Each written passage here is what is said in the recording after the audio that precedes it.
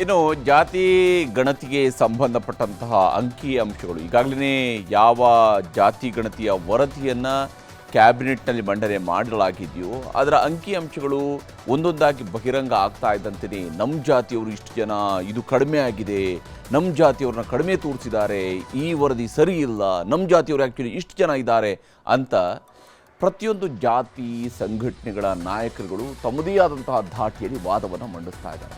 ಒಬ್ಬೊಬ್ಬರು ಒಂದೊಂದು ಲೆಕ್ಕವನ್ನು ಕೊಡ್ತಿದ್ದಾರೆ. 1 ಕೋಟಿ ಅಂತೇಳಿ, 1.5 ಕೋಟಿ, 40 ಲಕ್ಷ, 45 ಲಕ್ಷ, 50 ಲಕ್ಷ, ಹೀಗೆ ಎಲ್ಲರದ್ದು ಅವರದೇ ಆದಂತಹ ಲೆಕ್ಕಾಚಾರಗಳಿದ್ದಾವೆ. ವಿಶ್ವಾಸ ಇದೆ ನಮ್ಮ ಜನ ಇಷ್ಟು ಸಂಖ್ಯೆಯಲ್ಲಿ ಇದ್ದಾರೆ ಅಂತ ಹೇಳಿ. ಹಾಗಾದರೆ ಯಾವ್ಯಾವ ಜಾತಿಯಲ್ಲಿ ಎಷ್ಟೆಷ್ಟು ಜನರಿದ್ದಾರೆ ಅನ್ನೋದ್ರ ಬಗ್ಗೆ ಸಮೀಕ್ಷೆಯಲ್ಲಿ ಹೇಳ್ತಾ ಇದೆ. ಸಮೀಕ್ಷೆಯ ಪ್ರಕಾರ ಇರುವಂತಹ ಲೆಕ್ಕ ಎಂಥದ್ದು, ಸಮುದಾಯದವರು ಕೊಡ್ತಿರುವಂತಹ ಲೆಕ್ಕ ಎಂಥದ್ದು ಅನ್ನೋದನ್ನು ಕೂಡ ನಿಮಗೆ ಹೇಳಲೇಬೇಕು. ಜೊತೆಗೆ ನಿಜಕ್ಕೂ ರಾಜ್ಯದಲ್ಲಿ ಈ ಒಂದು ಗಣತಿಯಲ್ಲಿ ಸಿಕ್ಕಿರ್ತಕ್ಕಂಥ ಅಂಕಿಅಂಶವನ್ನು ನೋಡ್ತಾ ಹೋದಾಗ ಎಷ್ಟು ಜನ ಇದ್ದಾರೆ ಅನ್ನೋದರ ಬಗ್ಗೆ ತೋರಿಸ್ತೀನಿ. ಜಾತಿ ಜನಗಣತಿಯನ್ನು ಮಾಡಿ ಎಲ್ಲ ಜಾತಿಗಳನ್ನು ಕಡಿಮೆ ಅಂತ ತೋರಿಸಿ ಸುಮಾರು ಒಂದು 5.5-6 ಲಕ್ಷ ಜನ ಇರ್ತಕ್ಕಂಥ ವಿಚಾರನ ನಾನು ನೋಡಿದ್ದೀನಿ. ಅದಕ್ಕೆ ಅರ್ಧಕ್ಕರ್ಧ ಕಟ್ ಮಾಡಿರ್ತಕ್ಕಂಥ ನಾನು ಆಕ್ಷೇಪ ಇರ್ತಕ್ಕಂಥದ್ದು. ಮೇಜರ್ ಕಮ್ಯುನಿಟಿಗಳು ಇರೋ ಹೇಳಿದೆ ಸ್ಟೇಟ್ ಕರ್ನಾಟಕದಾಗ ವೀರ್ ಸೈಡ್ ಫಸ್ಟ್ ಸೆಕೆಂಡ್ ಸರಿಯಾದಂತ ಅಂಕಿ ಅಂಶಗಳನ್ನ ತರಿಸ್ಕೊಂಡು ಮಾಡಿ ಅಂತ ಹೇಳಿ ಮನವಿ ಮಾಡಿದ್ದಾರೆ. ಮತ್ತೊಮ್ಮೆ ಸರ್ವೆ ಮಾಡೋ ಅವಕಾಶ ಇದ್ರೆ ಮಾಡಲಿ ಅನ್ನೋದನ್ನ ಸಹಮತ ಇದೆ ಅಂತ ಹೇಳಬಲ್ಲೆ.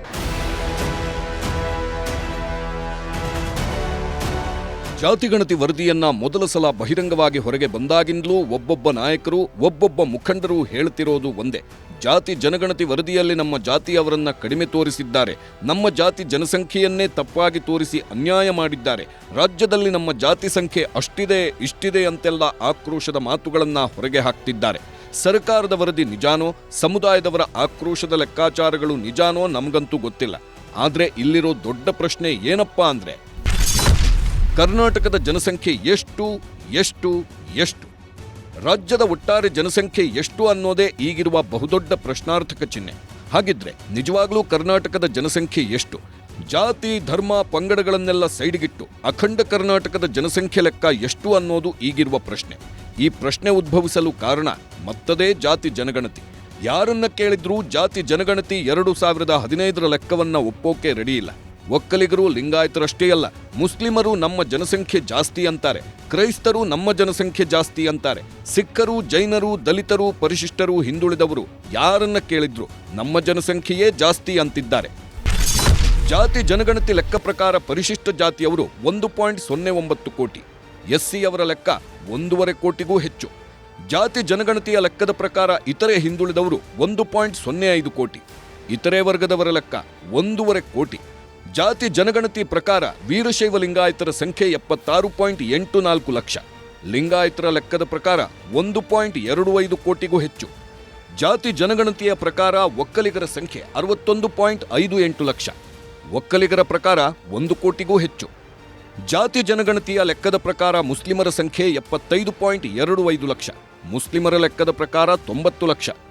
ಜಾತಿ ಜನಗಣತಿ ಲೆಕ್ಕದ ಪ್ರಕಾರ ಪರಿಶಿಷ್ಟ ಪಂಗಡದವರು 42.81 ಲಕ್ಷ, ಎಸ್ಟಿಯವರ ಲೆಕ್ಕ 50 ಲಕ್ಷ ಮೀರಿದೆ. ಹಾಗೆ ಕುರುಬರು 43.72 ಲಕ್ಷ ಅಂತ ಜಾತಿ ಜನಗಣತಿ ಲೆಕ್ಕ ಹೇಳಿದ್ರೆ ಕುರುಬರ ಪ್ರಕಾರ 50 ಲಕ್ಷ.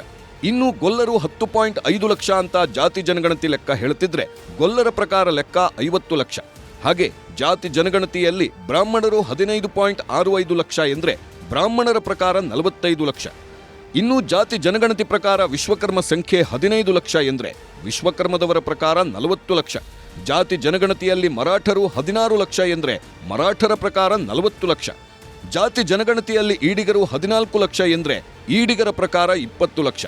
ಇನ್ನು ಜಾತಿ ಜನಗಣತಿಯಲ್ಲಿ ಕ್ರಿಶ್ಚಿಯನ್ನರು 9.5 ಲಕ್ಷ ಎಂದು ತೋರಿಸಿದ್ರೆ ಕ್ರಿಶ್ಚಿಯನ್ನರ ಪ್ರಕಾರ 15 ಲಕ್ಷ.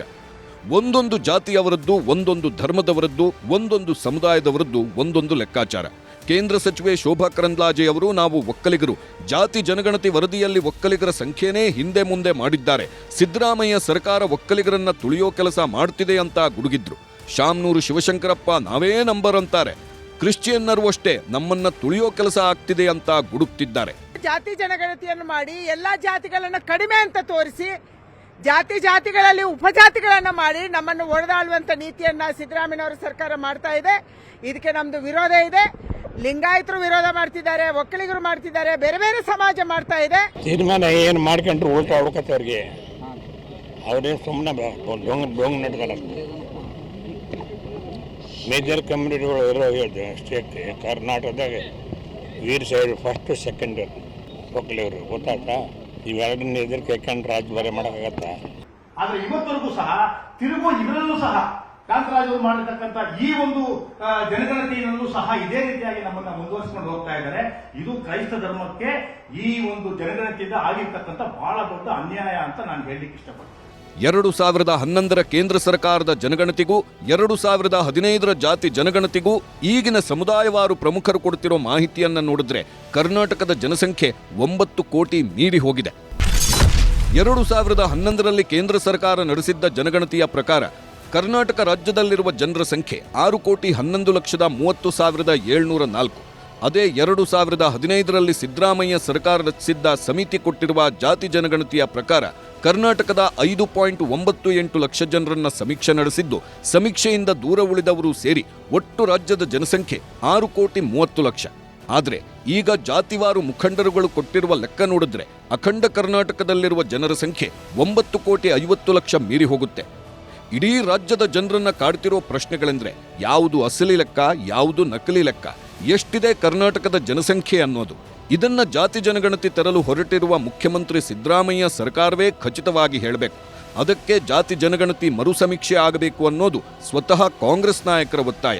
ನಾವು ನಮ್ಮ ಉಪಮುಖ್ಯಮಂತ್ರಿಗಳಲ್ಲಿ ನಮ್ಮ ಜನಾಂಗದ ಶಾಸಕರ ಮೀಟಿಂಗ್ ನಲ್ಲಿ ಹೇಳಿದೀವಿ, ಜಾತಿ ಗಣತಿಗೆ ವಿರೋಧ ಇಲ್ಲ, ಆದ್ರೆ ಮತ್ತೊಮ್ಮೆ ಪುನರ್ ಪರಿಶೀಲನೆ ಮಾಡಿ ಸರಿಯಾದಂತ ಅಂಕಿಅಂಶಗಳನ್ನ ತರಿಸ್ಕೊಂಡು ಮಾಡಿ ಅಂತ ಹೇಳಿ ಮನವಿ ಮಾಡಿದ್ವಿ. ಮುಂದಿನ ದಿನಗಳಲ್ಲಿ ಏನಾದ್ರು ಆಕಸ್ಮಿಕವಾಗಿ ಈ ಒಂದು ಸರ್ವೆ ಏನ್ ಮಾಡಿಕೊಟ್ಟಿದ್ದಾರೆ ಸಮೀಕ್ಷೆನ ಅದನ್ನ ಸರಿಪಡಿಸುವಂತದ್ದು ವಿಚಾರದಲ್ಲಿ ಮತ್ತೊಮ್ಮೆ ಸರ್ವೆ ಮಾಡೋ ಅವಕಾಶ ಇದ್ರೆ ಮಾಡ್ಲಿ ಅನ್ನೋದನ್ನ ಸಹಮತ ಇದೆ ಅಂತ ಹೇಳಬಲ್ಲೆ. ಸುಪ್ರೀಂ ಕೋರ್ಟ್ ಸೂಚನೆ ಪ್ರಕಾರ ಜನಗಣತಿ ಯಾರೇ ಮಾಡಲಿ, ಹೇಗೇ ಮಾಡಲಿ, ಒಟ್ಟು ಜನಸಂಖ್ಯೆಯಲ್ಲಿ 1% 10% ಜನಗಣತಿಗೆ ಸಿಕ್ಕಿರೋದಿಲ್ಲ. ಸುಪ್ರೀಂ ಕೋರ್ಟ್ ಆದೇಶದಂತೆ ಲೆಕ್ಕ ಹಾಕಿದ್ರೆ ಕರ್ನಾಟಕದ ಜನಸಂಖ್ಯೆ ಅಬ್ಬಬ್ಬ ಅಂದ್ರೆ 7 ಕೋಟಿ ಹತ್ರ ಇದೆ. ಆದ್ರೆ ಸಮುದಾಯದ ಮುಖಂಡರ ಲೆಕ್ಕಾಚಾರದ ಪ್ರಕಾರ 9.5 ಕೋಟಿ ಮೀರುತ್ತೆ.